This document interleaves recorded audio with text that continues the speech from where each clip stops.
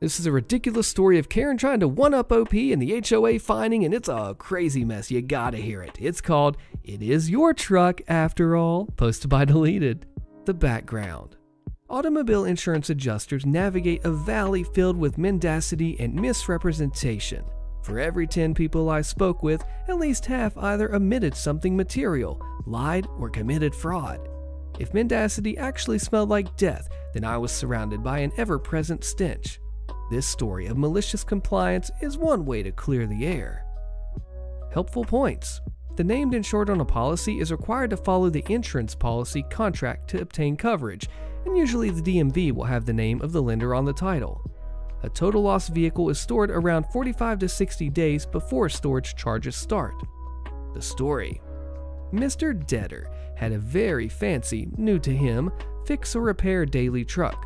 That truck had every conceivable option and was ultimately an overpowered vehicle for an inexperienced driver. Surprise! Mr. Debtor wrecked that POS, piece of excrement, within 3 months of purchasing it. If you're going to wreck it, then go all out. This vehicle had a completely smashed front end with all the airbags deployed, rollover damage to all panels, frame damages, broken glass, and of course, most of the engine compartment obliterated.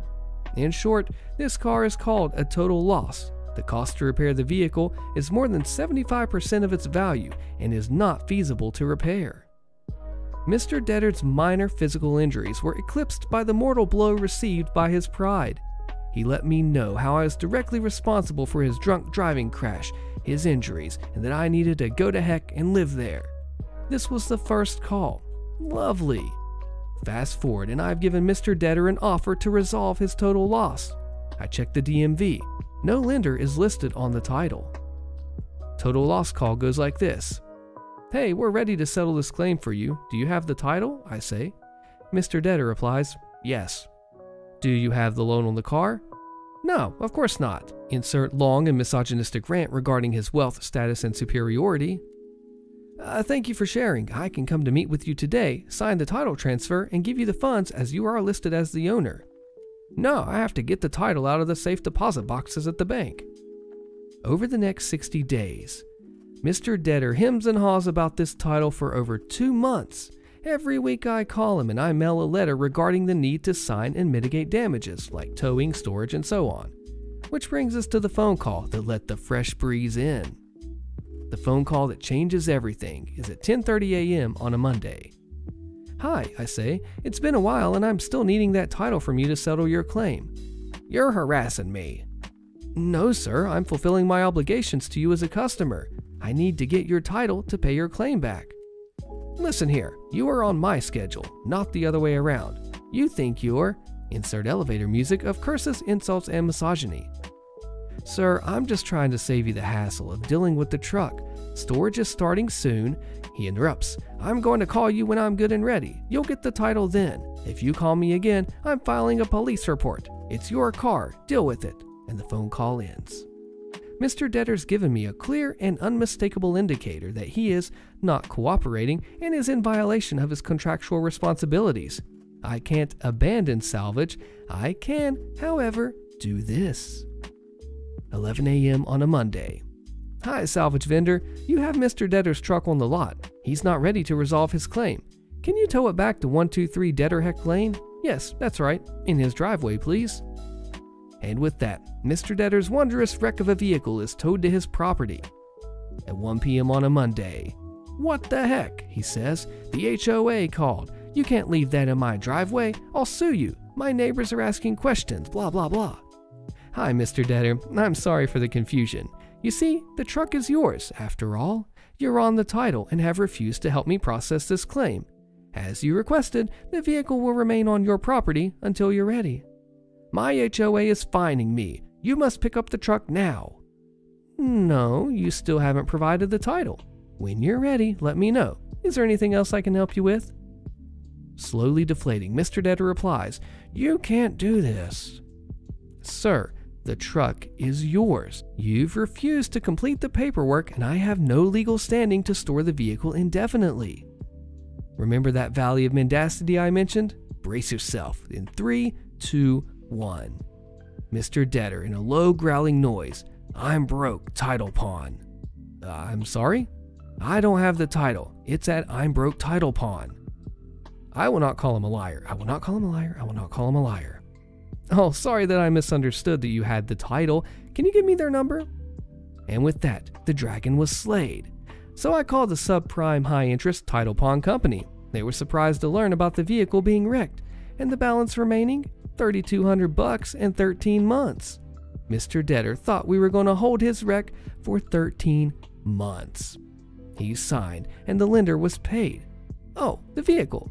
I had signed the paperwork in hand and had the vehicle picked up on Tuesday morning. His round-trip tow back to the salvage cost him an additional $150. Non-cooperation is expensive. This story takes place in an HOA, and it's called Ex-Friend Expected Free Rent, posted by Deleted. My lifelong friend wanted to live in my condo that I wasn't actively using because I had relocated to another city, apartment, before I was going to then rent out the condo. I told him that he could use it for a small amount of time until he found his own place, maybe even 6 months, just not for too long. I paid $280 a month in HOA dues. It had a pool, security, and so on. And property taxes ran me about $200 a month, plus the electric bill was then assessed by unit each month. I told him he could stay at the condo for $550 a month, just my cost to keep it going, and this was in Southern California. He agreed to pay, didn't seem to grumble or anything, and I honestly thought that I was doing something really nice for my longest time friend. An 820 square foot condo with a pool for $550 a month in California. You're just not going to find that. I wasn't making a dime off of him. I just didn't want to lose money and subsidize his lifestyle out of my pocket. Fast forward a few months. My other friends all informed me that he's been texting them about what a B I am that I dare charge him rent to stay there. How could a friend charge money for that? My friends didn't know what was the deal, so they asked me, and I told them that I'm not charging him any rent. I'm literally just asking that he pay the cost of the unit and nothing more. For reference, when he left eventually, I rented it for several years at $1,300 a month, so he was not even paying half of market rent. I owned the condo free and clear, so I had lower costs with no mortgage, thus allowing me to charge him less and break even. Finally, when we eventually went to move my stuff out of there, and yes, it was fully furnished too, with a nice TV, kitchen items, everything you could need. He had broken about a quarter of my dishes. He had left a used rubber hanging on a trash can, and while my 105-pound girlfriend and I packed my stuff, he sat on the couch, not offering to help at all, even once in 3 days. He laughed about the rubber, and he took a giant dump in the bathroom and clogged the toilet, requiring a plumber to fix. And then, when we went to dinner, he forgot his wallet and never paid me back. He even woke us up early after we were up late packing by talking on the phone with online friends that he met on various chat forums. We didn't remain friends long after that, needless to say. I couldn't believe just how oblivious that is to just get such a good deal and then badmouth the person for doing you a favor and then trash their place.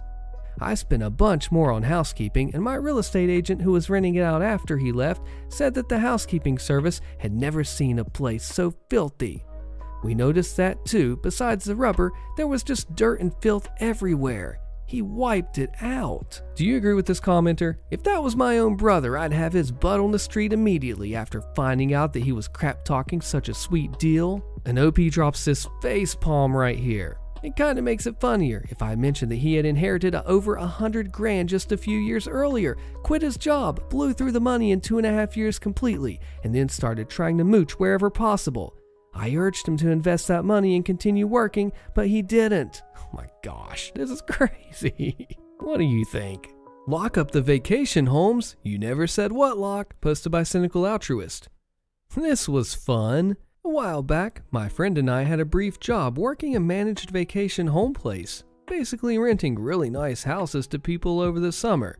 Think $1,000 per day, and you have the basic units. At the end of the fall, the place hires a ton of people, students, to go around and winterize all the summer homes and prepare the year-round cabins for winter, like hauling wood, replacing storm windows, checking insulation, adding blankets, stuff like that. So my friend and I sign up. Pay is per day. It's pretty good for just a week of house maintenance. I don't know if it was technically legal since we never signed a contract, but I knew the people who ran the property, and they were down to earth. They were honest people that I could yell at if I didn't get paid. Now, also on this property are personal units. Basically, someone bought or leased the building, not really sure which, but the maintenance is still taken care of as if they were a rental. These units have special needs as it was put to us. Stuff like alarm systems, sheds, garages, registered gun and liquor cabinets, cameras, and, most importantly, door locks. That last one is the reason this post exists. So, towards my last day, my friend and I are tasked with opening one of these personal units, basically just making sure that it can be moved into. We check the water is on and running, that the pipes on the outside are off, and that everything is just right for the people who live there. We finish and prepare to lock up the building. There's the deadbolt keyed by the property and a padlock on each door, the front, back, and basement, and the shed and garage if there is one. When the family isn't there, a property padlock is put on, basically bought off the shelf and cataloged in the most beautiful and easy to use key cabinet that I've ever seen. Was later told that this prevented master key theft despite the hassle. When the family is arriving, they put on padlocks if they supply them, or they leave them off if they don't. Once the personal unit's occupied, all padlocks are removed for fire safety purposes unless put on by the homeowner. None of the other units we did had supplied their own padlocks. As far as I know, the service was only offered because someone had accidentally broken a deadbolt in the middle of the winter and wanted a second way to lock the door. They offered this as a solution, and everyone else was butthurt that someone else got this solution and they didn't, accidentally setting a precedent. Usually they can only accept combo locks and keyed locks, so the combos and the keys can be filed away for their use if necessary. But not this time. Nah, this time it was smart padlocks. These locks were biometric, and they had been sent with incredibly specific instructions. Incredibly specific instructions that were illegible since the ink had been ruined by the protective oils on the metal. So we called the family. A man answers. "It's a padlock. How frickin' stupid do you have to be to not know how to use a padlock?" Okay then, bad time to call or just a jerk? You decide. The park manager says that once these locks are on, the staff can't take them off since they're not keyed for our fingerprints. Well, I'd expect everything to be done by the time I get there. Isn't that what I pay you for? Well then, definitely a Richard. Now, one of these things about these locks was that they were all fail secure, so if they lose battery, they are locked until they're powered. The batteries on these things hadn't been charged in a while. These locks were also not rated for outdoor use, and we were expecting thunderstorms that week. You can see where this is going. We didn't charge the locks. There's no cover over the front door, the basement door, garage, or shed, so that's where we put the ones that had the best battery life left. The rain would fix that. The others were pretty much about to die. And the next day, it rained super hard. From the park manager, I learned that the family had to wait an hour in their car before the manager arrived with bolt cutters. They were fuming at the amount of money they had just thrown out, and each lock was like $50, and the park manager cited his call in the damage, and insurance refused to cover, stating that the locks had never been intended to be used outside. After this, electronic locks of any kind were banned, and it gave the park manager a reason to remove the rule allowing tenants to request or put on padlocks. Entitled woman tries to take my dog from me. Has no idea that I'm friendly with the local business owners. Posted by Man at Arms 1989. I had someone once tried to take my blue heeler, Sophie, from me when I was out in town with her. Background. At the time of the story, I was 19 and my younger brother was 6. I'd take Sophie out with me and pick him up from school, and then we go to the restaurant next to where my father worked as a pharmacist. When my father was done at work, about an hour after we got there, we'd all carpool home together. The little brother would take his food to the little arcade machine that they had in the back and blow his allowance on it, and I'd go outside to eat with Sophie while reading on my tablet. It was a nice little mom-and-pop ice cream parlor and restaurant. It's been around since the early 1930s, and it's across the street from a rather well-known local tourist attraction. We knew the owners, and they liked her, often spoiling her with food that was either turned away or just stuff that they couldn't sell that day. The owner's wife would often spoil Sophie with free ice cream or a piece of saltwater taffy. The story. The little brother had had half a day on the day this had happened, so we'd gotten there right as the lunch crowd was leaving. I leashed Sophie to an outdoor table at the restaurant while my little brother and I went inside to order, as per our usual routine. The owners had no problem with it, as we were on good terms at the time, and well, we still are. Sophie wasn't aggressive, and I was on first-name basis with most of the staff, who adored her. Now, most of them were either still in high school or just graduated and picking up a first-time job. I go to place our order, including something for Sophie to eat, and halfway through our order, the server points behind me and says in a panicked voice, "Someone's trying to grab Sophie." I dropped what I was doing, turned around, and saw this heavy-set lady trying to corral Sophie around the table, with one hand on her leash and the other hand trying to grab her collar. I'd had people ask me if she was for sale before. She was and still is a very beautiful dog, even at 16 years old now. But nobody had tried to just take her before this. I rushed toward the door and threw it open so hard it nearly cracked the glass pane. Meanwhile, the cashier was calling the owner out of the back of the kitchen. After I got out the door, I demanded, "The heck are you messing with my dog for?" The lady responded with a sweet voice, "Well, I was just going to take her home." Like she wasn't just trying to steal someone's beloved pet. I lost my crap, and I screamed at her, "You get your hands away from my dog, or there's going to be police involved, and it won't be for you." I was, and still am, a big guy. I'm 6 foot 1 inches and about 280 pounds. She jerked her hand away like she'd been stung, but decided to try and start ranting at me about how, "You obviously don't care for the poor thing if you're leaving it tied out here in the sun. You don't deserve this sweet little thing." The nerve of this lady. She'd been caught red-handed and she was still trying to get my dog. At this point, I'd had it. "Lady," I started in a low growl, trying and failing to keep calm. I've had anger management issues since I was small, so this wasn't easy. "She's in a shady area, and I set a bowl of water down for her, which she hasn't even touched yet. I'd been in the restaurant for about a minute before you decided to try and abduct her, and we eat outside of this establishment all the time." At this point, I was about ready to explode, but I kept as calm as I could as I grabbed Sophie's leash and unclipped it from the table. She immediately hid behind me, and I tried to back off, but this entitled lady wasn't done yet. "You don't deserve such a beautiful dog. I want her for my kids to play with," she demanded. At this, I sensed an opening to de-escalate the situation.